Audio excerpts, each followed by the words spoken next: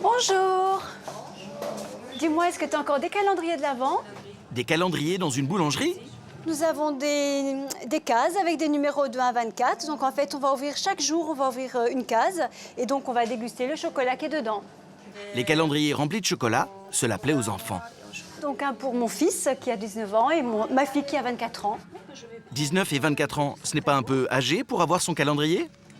C'était il y a 3 ans, exactement. Ma fille m'avait fait le reproche parce que j'avais oublié les calendriers de l'Avent. Et c'est vrai que je m'étais dit, oh maintenant ils sont grands, c'est plus vraiment nécessaire de les acheter. Eh bien j'ai eu des remarques dans le style, oh maman tu nous as oubliés, c'est pas sympa, etc. Donc depuis, je ne les oublie pas. Venu d'Allemagne, le calendrier de l'Avent est une tradition chrétienne. Aujourd'hui, il séduit tout le monde. C'est le début en fait des festivités pour les enfants, quoi. C'est l'amorce de Noël. Puis surtout, c'était le décompte avant ce jour fatidique de Noël où on avait nos cadeaux, quoi. Même les adultes peuvent avoir le calendrier de l'Avent pour avoir la petite friandise tous les jours. Toutes les marques en proposent à l'approche de Noël.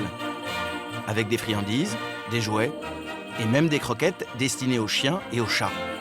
Loin des produits industriels, vous allez voir qu'avec un brin de créativité et de patience, on peut faire son propre calendrier. Il est au chocolat noir, tout chocolat noir, et je vais le manger le 24 décembre. Derrière les 24 petites fenêtres se cache une histoire que nous raconte Nadine Cretin, historienne. Tout a commencé en Allemagne au 19e siècle. On avait la tradition luthérienne de célébrer cette période en allumant chaque jour une bougie.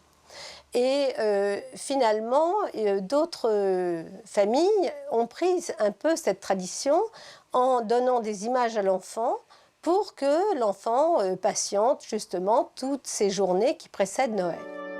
Au début du XXe siècle, on passe des simples images au premier calendrier commercialisé. Mais à l'époque, pas de chocolat. Le petit enfant se contentait parfaitement des images qu'il trouvait. C'était tout un monde qui s'ouvrait, une toute petite fenêtre, et puis voilà, on découvrait un jouet, on découvrait des fleurs, on découvrait des oiseaux. Celui-ci, bon, c'est plus probablement un calendrier gourmand, et l'enfant va découvrir plutôt un petit bonbon. On met les tabliers? Allez, on va mettre les Près de Lyon, avant le mois de décembre, l'Avent se prépare dans un atelier cuisine. Les enfants vont se transformer en chocolatiers. Allez, c'est parti. Donc là, cet après-midi, on va faire le calendrier de l'Avent. Alors vous savez qu'il ne va pas falloir le manger tout de suite, hein, le calendrier de l'Avent. Vous savez quand ça va commencer, le calendrier de l'Avent? Ouais. Le 1er décembre. Le 1er décembre, donc il faudra attendre. Hein. Pendant 1 heure, ces gourmands de 4 à 8 ans vont préparer leur propre calendrier. Voilà le chocolat.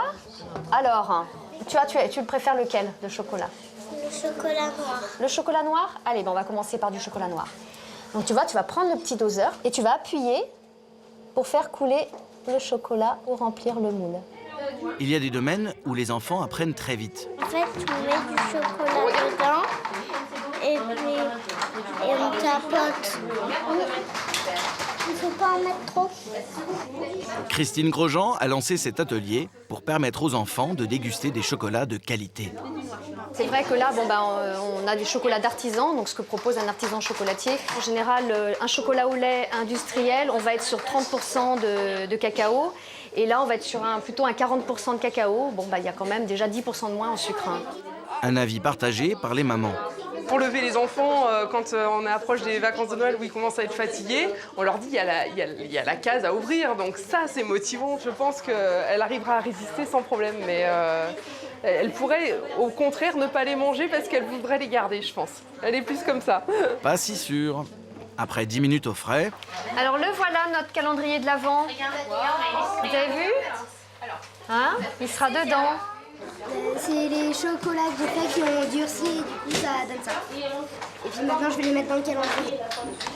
Tu le mets dans la boîte? On va écrire le nom. Nos apprentis chocolatiers n'ont désormais plus qu'à attendre le 1er décembre. À Thonon-les-Bains, Esteban, 5 ans et demi, doit aussi patienter. Le temps de confectionner son propre calendrier. On prend quelques pommes de pin qu'on a ramassées, les boîtes d'allumettes, pour mettre les petites surprises à décorer, et les petits chiffres qui correspondent au jour. Pour se souvenir si on se rappelle plus. Pour se souvenir. On reste dans un calendrier très classique, avec du rouge, du vert et du blanc. C'est pour ça qu'on garde toujours cette harmonie dans toutes les décorations. Séverine a trouvé ses fournitures en papeterie pour un peu moins de 10 €. Elle aime les loisirs créatifs, surtout quand elle peut les partager avec son fils. C'est un moment sympa qu'on partage ensemble. On prépare Noël dans un premier temps comme ça. Et puis c'est toujours agréable de faire quelque chose ensemble. Il n'y a aucun copain qui aura le même. Nous, c'est les plus beaux, ils sont nuls, ceux des magasins. Allez, c'est parti. Alors, on prend les petits bouts de papier. Tiens, tu vas coller un petit peu des petits points comme ça. Voilà, stop. Et vas-y, tu colles dessus. Histoire de varier les plaisirs, Séverine n'utilise pas que des boîtes d'allumettes. On découpe dans du carton tout simple, hein. Des petits carrés, des petits rectangles. Ensuite, on agrafe. Et ça fait Ça sent quoi, là? une petite enveloppe dans laquelle on mettra un petit papier, une petite surprise. Là. Gommettes, paillettes et décorations, le calendrier est prêt à accueillir les surprises des lutins. Que va trouver Esteban au matin du 1er décembre?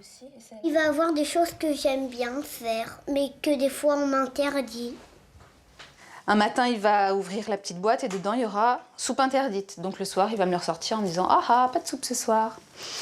C'est des choses en fait qu'il n'a pas trop le droit de faire d'habitude, comme sauter sur le lit, 3 minutes, pas plus. Des batailles d'oreiller qu'on fait tous en famille. Le droit de choisir ses vêtements. Alors ça, c'est assez risqué. Ça change un petit peu du bonbon et puis c'est quelque chose qu'on peut partager en famille. Dernière vérification. On compte ensemble, d'accord? 1, 2, 3, 4, 9, 10, 11, 12, 23, 24. Le compte y est. Esteban pense déjà au Père Noël. Je m'attends avec impatience. Je l'aime tellement. Pour le grand jour, tout est prévu. Dans la case du 24 décembre, pas de surprise, mais une boîte à musique qui sera bien utile au Père Noël. Le dernier jour, et bah, si c'est pas trop où on est, on met la musique comme ça. Oh non, je l'ai fait à l'envers. Comme ça. Ou la tourne comme ça. Après, il entend, il suit le chemin et après, il nous trouve.